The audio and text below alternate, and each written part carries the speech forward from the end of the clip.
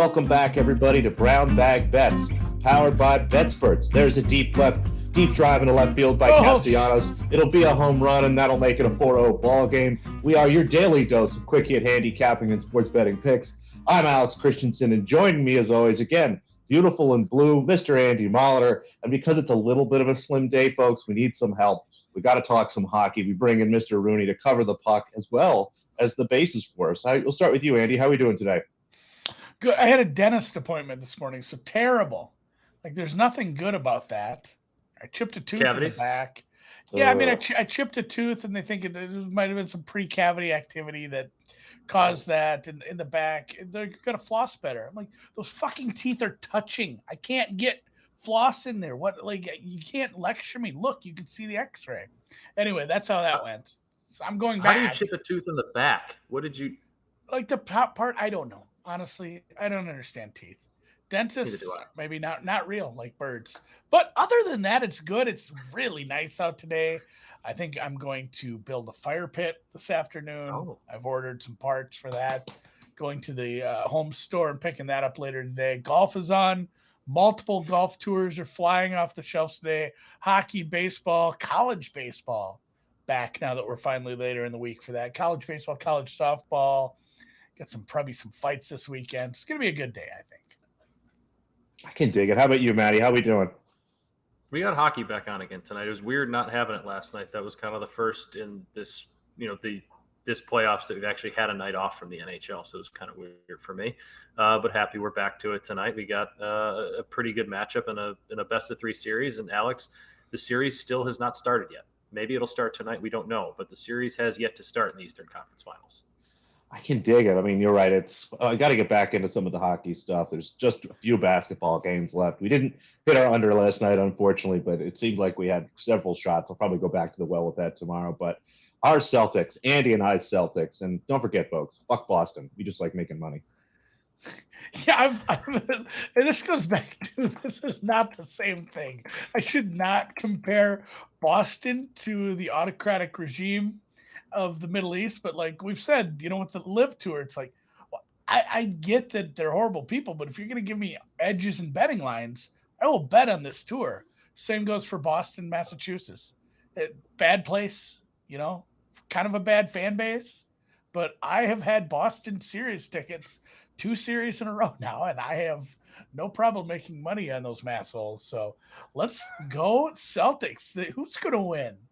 The Celtics are going to win. No other reason why. The Celtics are the balls. God, we had that pretty cool. We've seen that video too many times now, but we are full-on Celtics fans. I do think we'll talk more about that tomorrow, but I do think they win another home game, and then it is very tough sledding for our West Coast friends. But we'll start in hockey. Just one series remaining in the championship, conference championship round is the Avs. It's the same thing as the conference championships. Yeah, the conference championship round, the Avs await the winners, and they'll have to wait at least 2 more games because it's tied 2-2, and we had 2. Is this back to NYC? Back to the Mecca. We're going to Madison Square Garden now, so it goes. And did we move the Justin Bieber concert? Is that going to be okay? Are we going to be able to that's a great question. I think they're going to have to. Yes. That's wild that they have one scheduled for it. But we do have game 5 tonight. The series has yet to start. I do think tonight, though, the series does start. I didn't put the money line for Tampa on there because the odds, the juice is all the way down like minus 135, minus 140. And with the Rangers having played as well as they have back home, I do think Tampa wins tonight, but I didn't think with that much juice I wanted to take the risk there. But like I said, I think the series starts tonight. I think Tampa gets the win. I do have some more anytime goal scorer bets, though, and if you think these look familiar, it's because they are. I had them both last game. One of them hit for me with Nikita Kucherov scoring. I'll start with him. Plus 164. Those odds are a little bit better for you tonight than they were in game 4. I think they're like plus 148 then. He scored 3 straight games, and I kind of talked about it. It's going to sound familiar to what I talked about on Tuesday, but with these Lightning, their best players seem to get better as the series kind of go on, and him and Stamkos have been no different. He has 3 goals in his last 3 games. Steven Stamkos has 3 points in his last 2.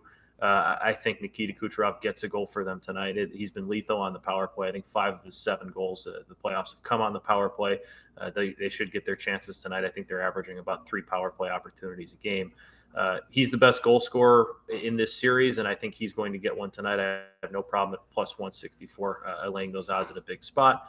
Same thing with the Rangers for Mika Zibanejad. While Nikita Kucherov is the most talented goal scorer in the series left, Zibanejad is the highest goal scoring leader in the series. He's got 10 playoff goals, only behind Nathan McKinnon for active players still left in the playoffs at 11. He's scored, I believe, in his last 6 home games, 7 of his last 9 games overall. Similar to Kucherov, he's a big factor in that power play. The Rangers have gotten their chances, and that's kind of when they've done their scoring. I believe it's been a couple games now where they have not scored on 5-on-5. They've used the power play to pretty much get all their scoring, so I like him at plus 186. That's actually a little bit shorter than it was last time. It was closer to 2-1, so I think Vegas has a little bit more of an inkling he's going to score. But again, 6 straight games at Madison Square Garden in the playoffs, he's scored. So I have no problem at almost 2-1 taking that. And then I wanted to lay down as a Zibanejad Conn Smythe future here. I was running out of some game props because we've kind of talked about the same things going forward, and I didn't want to be super repetitive. So I was looking at some Conn Smythe odds, and you look at Caesar Zibanejad's like plus 2,200. You look at DraftKings, he's like plus 3,000. At BetMGM, plus 3,000. FanDuel is at plus 3,800. And while I don't think the Rangers are going to win this series, I do think the Lightning win this series, and honestly, I probably think they do it in 6 games. If the Rangers do get out of this series, then you have what would likely be, because he's only 1 goal behind Nathan McKinnon for the playoff lead of active players right now. It's probably because Zibanejad plays pretty well and gets you a goal or two. So you would have the playoffs leading goal scorer going into the Stanley Cup Finals at 38-1 to win the Conn Smythe. I know he might not even he's not even the favorite on his own team, but if you take that ticket with a guy leading the playoffs in goals into a Stanley Cup Finals, you can hang on to that. You can hedge a little bit elsewhere. You can take it to prop swap and see if somebody else wants to get in on that ticket. I think there's a whole lot you can do with that. So if the Rangers figure out a way to get out of this series, Zibanejad at 38-1 to win the Conn Smythe, being the leading goal scorer in the playoffs going into the Stanley Cup Finals, is way too much value to pass up on, in my opinion. Zibanejad. I like that. I was going to say, great name too. Hockey trivia for Noops. What country is Mika Zibanejad from originally? Let's see. Mika Zibanejad, it's definitely former USSR. Give me Belarus. Sweden. Sweden. An Iranian parent, though. That's why we have the Zibanejad name. But a Swedish. Yeah, that's one of the better leagues, honestly, outside of. I don't know if we are we doing it. It's the Swedish league and the KHL. Those are the two. I was going to say, are we doing the KHL? Is that a thing right now with the? I haven't seen Kelly Hockey League picks in forever. I think Kelly maybe has also boycotted the KHL due to the war in Ukraine. So I know a bunch of guys that used to bet on the KHL. Speaking of other leagues, there is one going on, and it is the RBC Canadian Open up in somewhere in Toronto today. I'm not sure how my picks are going because I said I was at the dentist. I'm going to pull up the scoreboard. I know one of them was doing pretty badly. I think my daily ones are kind of getting kicked in the teeth early on. That's funny because I went to the dentist. But it looks like the full tournament plays. What did I give out yesterday, Dan? I think we talked about Doug. We talked Doug Gim over John Ha. Doug Gim is 4 under through 12. John Ha yet to tee off. And then Armour over Higgs. Maybe that one made the newsletter, but Higgs is already 2 over. So decent start for a couple of those guys. And then Shane Lowry -4 through 15, tied for 4th right now. One of my outrights doing okay. Jim Knaus up there. I don't know if that's sustainable for Jim. He's not very good at golf, but today I do have a couple extra ones. These are daily plays that start this afternoon. And we even got rid of first names in one of them because they are too damn long, these names. Austin Smotherman. I'll start with the second one over Burmester. Smotherman's a guy I like. Burmester is more of a fade. Sometimes I run into these where it's like, hey, my numbers say you should play against this guy. And you realize, like, all right, I know I don't have a ton of data on Burmester because he's a European Tour guy, and sometimes that can mess with it and say, like, hey, this guy's no good at golf just because you have this small sample size of golf of what they've played over on the stateside this year. Don't think that's the case here. It's not like he was setting the tour on fire over there either. So I'm fine with this one at minus 102. Got that at Bookmaker late last night. And then Ryan Moore over Bill Haas. Bill Haas is a guy I've bet against a couple times. The only time he's done anything worth a shit is when he played with his 90-year-old dad, and they ended up playing pretty well down in the team event. So Bill Haas is a fade for me at minus 110 with Ryan Moore. Again, these are guys that are further down the board. It's one of those where it's not like I can say real nice things about Ryan Moore, but boy, do I have my rankings and my just my distribution of results for old Bill Haas pretty damn low this week. It'll be interesting to see though, with the scoring being seemingly easy-ish so far. Sometimes you get these wild scoring tournaments, and it's anybody's guess who's going to win some of these. But those starts later on this afternoon. It looks like I'm guessing these are Eastern times. The Smotherman tee time is 2:21 p.m. Eastern, and the Moore and Haas one is 1:37 p.m. So got a little bit of time if you want to tag along on those. And you got a lot of time. I'm assuming these are these late morning today or are these tomorrow bets for you in Sir Tagenbosch and Nottingham? Sir Tagenbosch, so they're hypothetically today. Sir Tagenbosch is dry. There's no rain. Looks like Alexandrova here will be up. Let me just double check when she's up next, but I think she starts shortly after we finish the show here today.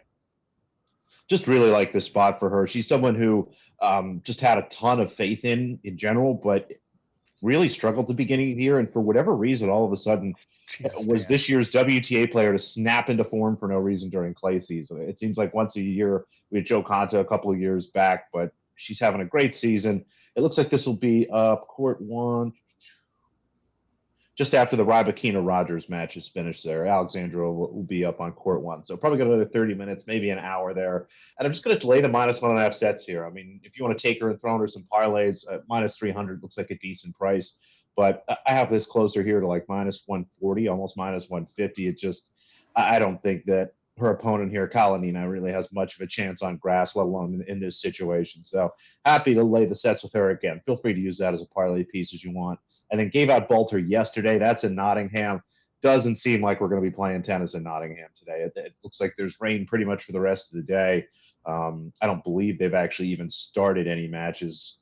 No, they haven't. So we'll see how it goes again, but it'll probably end up being tomorrow with the rain in Nottingham. So you might have a Bolter ticket already. Talked about that yesterday. Just a great matchup for her and someone that it just, for whatever reason, continues to be underrated despite being a bit of a grass specialist. So I'll look for you later today, and then I'll look for you probably tomorrow. Light day, and it has been raining a lot in these grass events so far. Very annoying so far for Andy because I try to tag along with some of this stuff, then it just rains.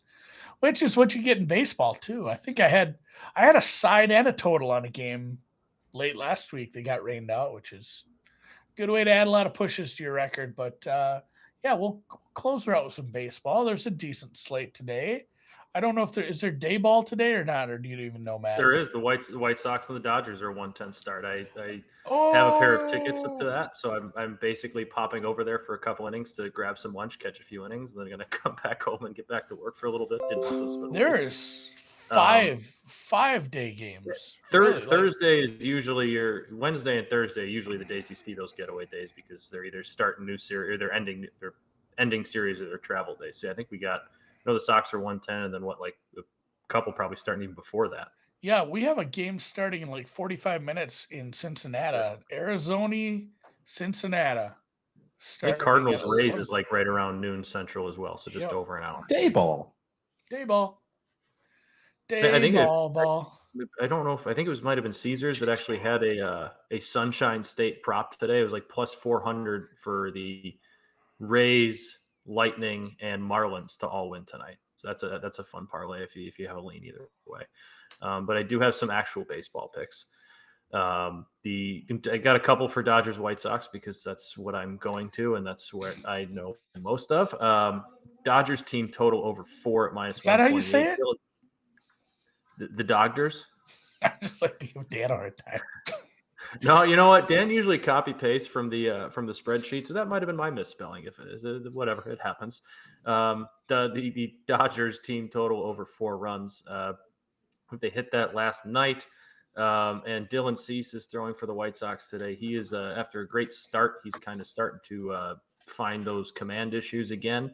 His last start out, he walked 7 against the Rays. That's not going to cut it against a team like the Dodgers. And really, his last 3 starts against good quality opponents have been the Rays, the Red Sox, the Yankees, and he hasn't. Well, the Rays line, he kept them off the scoreboard decently well, only 3 earned runs, those 7 walks, something that's not going to work well for you against the Dodgers. And then Boston, he got shelled. New York, he walked a ton of people. So the command issues are coming back for him, and the Dodgers are not a team you get away with command issues against very often. So, just for -128, I like that. I got a total bases prop. I said last time here on Tuesday that FanDuel hadn't caught up to Andrew Vaughn's total bases number. They have. It's down to +110 now from the +150 it has always been. So I'm hopping on a different young White Sox player they haven't quite caught up to yet. Jake Berger, 2+ total bases since come back up to the majors like 2 weeks ago. It's been 11 games. He's hitting 263. I think 7 of his 10 hits are extra base hits. He's OPSing at 940. He's been absolutely murdering the ball since his call up, and he's been kind of forcing his way into the lineup and staying there. So I like him. He's kind of had the White Sox offense on his back for the last week. So 2+ total bases at that number, +140. Really like, especially against the lefty today too. He's killed them. I think he's got an OPS of like 1,200, and he's hitting about 330 against lefties on the year and 31 at bats. So I like Jake Berger, 2+ total bases. And the Red Sox money line, they are plus money against the Angels, who have lost like 14 in a row. Nick Pivetta is throwing for the Red Sox, who I believe has quality starts in each of his last 5. And in, 4 of those last 5, he's allowed 1 or fewer runs. So I really like him there at plus money to, keep that losing streak riding. And if it's plus money for a team that's lost 14 in a row to lose 15 in a row, I think I'll give that one a shot. I like it. Yeah, I'm not going to bet on the Angels ever. I might just take that one. Not yet. I see no reason. Plus, I see no reason. Yeah, Patrick says, I'm not trying to catch that falling knife. That's one of those things, like, I think the difference between, like, a team losing their next game and a team losing 15 in a row are 2 different things. Like, you're not betting on that team to lose 15 in a row. You're betting on a bad team to lose a game. Like, there's people, they're due. Like, they can't just keep losing. Nobody loses this many in a row. But, like, it's the they odds have. it's just because they lost a bunch of games before doesn't change the odds. It doesn't make today like that much different. It's the same thing. They're No. going up against a really good pitcher. They have Ohtani throwing, which is why you see it at plus money for the Red Sox. But Ohtani's been fine this year. He hasn't been fantastic. He's been fine. So I like Pivetta at plus money, +112. All right, I'm Bowdy. See if we get the manager bump or not. No basketball today. We'll talk a little bit about Game 4 tomorrow. We'll talk side total, maybe some props. We'll get into a little more golf. We're gonna have Mike Somich on tomorrow. He's gonna talk some Belmont Stakes. Oh, and have him pop on right away.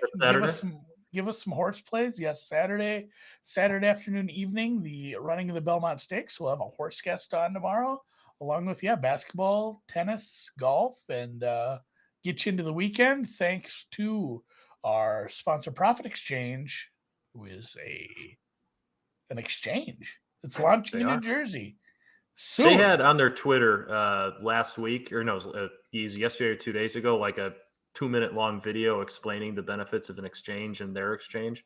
If you want to learn more about Profit Exchange, go ahead and find that. We retweeted it yesterday. They tweeted it out a couple of days ago. It was quick, but kind of educational, kind of walks you through exactly what they are.